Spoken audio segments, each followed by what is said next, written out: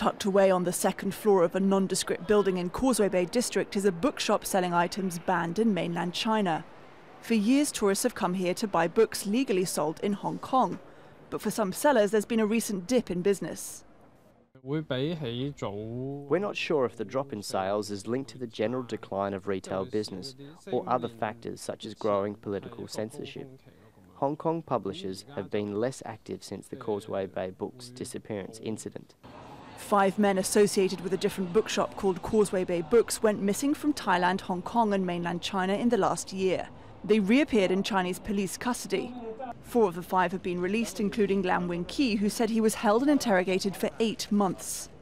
This is our one remaining publisher over here. This event is part of the Asia-Pacific Writers and Translators Conference, the longest-running literary network in the region.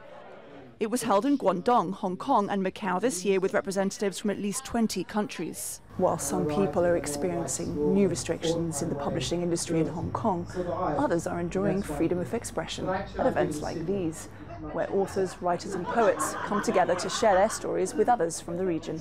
People here say there are challenges to writing and distributing all over the region, but that doesn't stop authors expressing themselves. Writers within these countries with censorship, how do they cope?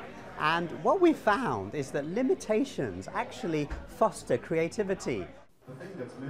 A recent poll showed public confidence in media freedom has fallen to a more than 20-year low. Hong Kong Magazine, a popular English-language weekly publication, shut down earlier this year.